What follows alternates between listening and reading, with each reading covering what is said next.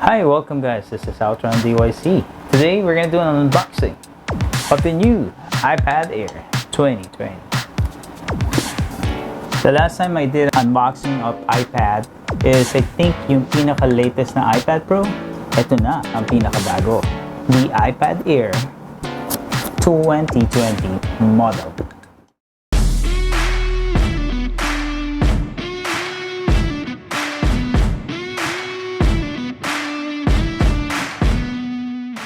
So guys, with the new iPad Air, ang mga bago sa kanya, meron siyang Touch ID integrated dun sa power button. And also, meron pa rin siyang camera. The front-facing camera has 7 megapixels. And then yung back camera, meron pa rin siyang 12 megapixels.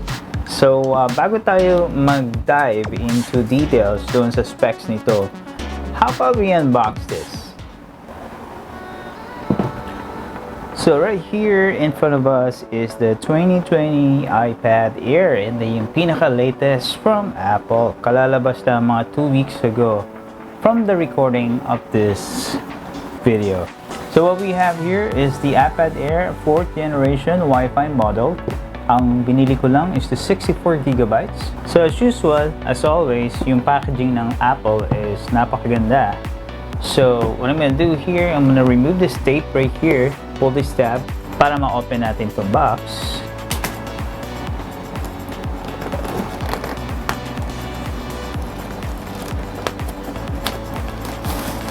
Naamoy ko na yung amoy ng bagong iPad Air. Okay, so after natin matanggal itong plastic, we're gonna open up the box.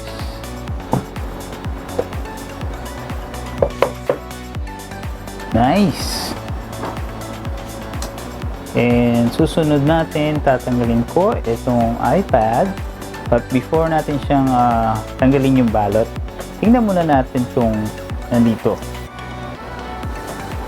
So, ang kasama nito, itong designed by Apple California, itong little book. Nandito lahat yung information about the products. Nandito yung information about the iPad Air, kung paano siya gamitin, welcome, ayan. Then also, yung stickers niya. Always, pag bumili kayo ng Apple products, may kasamang stickers. So, aside from that, ang kasama niya is yung USB-C charging cable.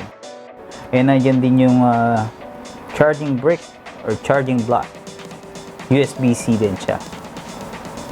And then, aside from that, wala naman ang laman itong box. So, we're gonna put this aside para ma-check natin yung iPad Air mismo. So, ilang beses na ako naka-open ng products ng mga Apple, and iba talaga yung packaging niya. Then, yung details dun sa packaging ng Apple, talagang ginastusan. So, right here, ito na yung iPad Air.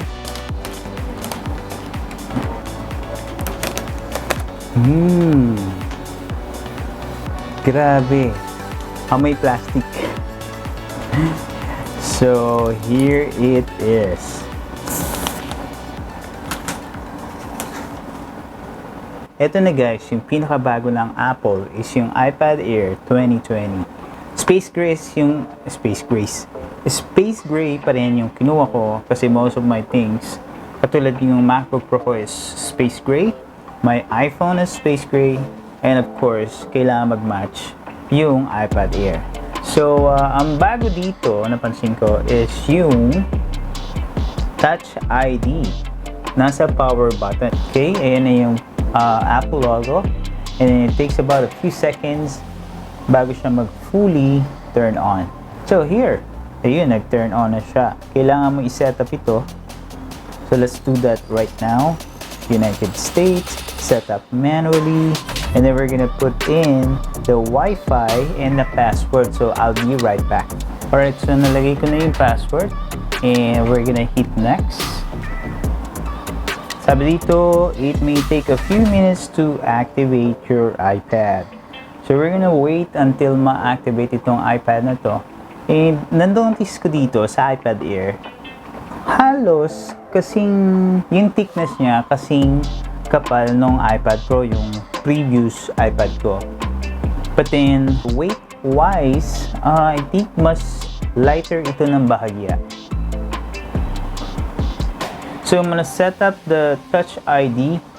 So, ayan yung Touch ID. Isa-set up ko lang to. So, susundan ko lang yung instruction.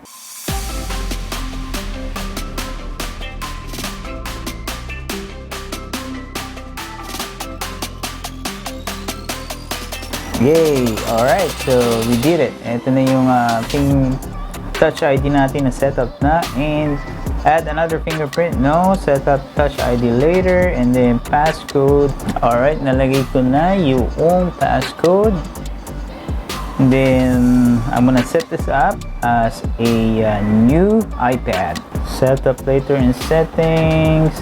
And then agree. Continue.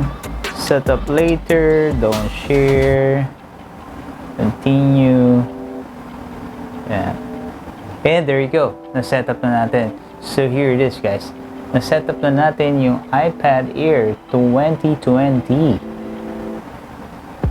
Let's check the camera. Here's the camera, guys. 12 megapixel yung camera niya with focus pixel. And yung front-facing camera,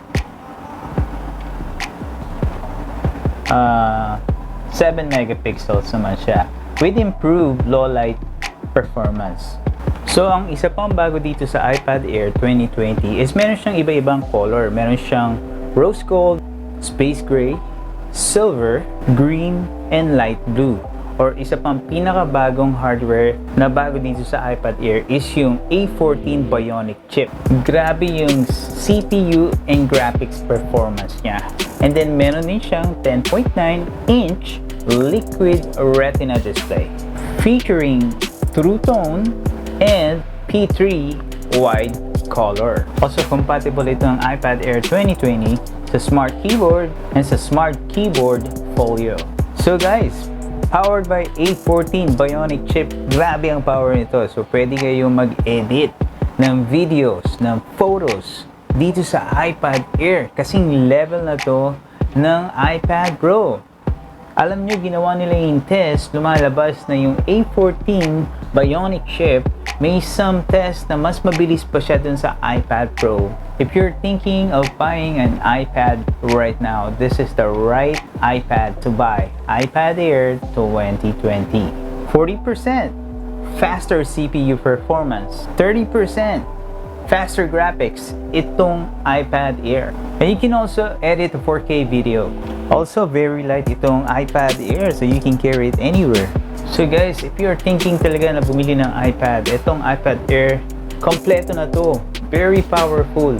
Meron na kayong notebook kasi pwede kayong magsulat ng notes dito. Up to 4K video, pwede kayong mag-edit sa iPad. And hanip, ang galing ng liquid retina display niya. Super klaro, super clear. And guys, alam nyo ba, meron siyang wide stereo sound. So pag nag-games kayo, nanonood kayo ng 4K videos, ng Netflix, napakaganda ng sound niya. Meron din siyang kasama na 1-year subscription na sa Apple TV Plus. So, pwede nyo enjoyin yung mga movies sa Apple TV Plus. Meron na rin siyang fast internet. Built-in sa kanya is yung Wi-Fi 6. So, meron siyang dalawang sizes, 64GB and 256GB.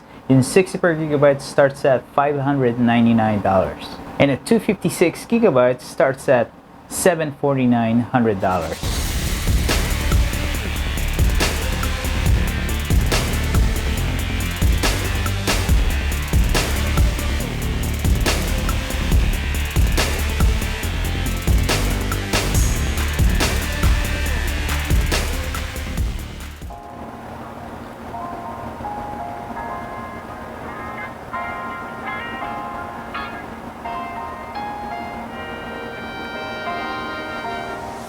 So that's it guys. I hope nagustuhan niyo yung unboxing ng iPad Air 2020. I hope din na sana natulungan kayo kung nag-decide kayo na bumili ng bagong iPad ngayon this year. And this is OutrunDYC. We'll see you on the next video. Peace! Guys, available na yung iPhone 12 Pro. So we are gonna check this out. iPhone 12 Pro Max. And pipiliin natin yung graphite. Yun ang favorite color ko. So actually, nandito na siya sa shopping cart ko. So this day, we're gonna upgrade my iPhone 11 Pro Max. Nagpapasalamat ako sa aking sponsor. Shout out sa aking mother. Mega shout out. So kailangan may case na agad para hindi natin ma-scratch. And ayan, ships in 1 business day. Yung case darating first. Delivers November 12. Tapos yung iPhone ships in 7 to 10 business days. We're gonna be patient and we're gonna wait for this. And katulad ng ginawa natin sa iPad Air, i-unbox natin ito. And we're gonna test the camera. Yun ang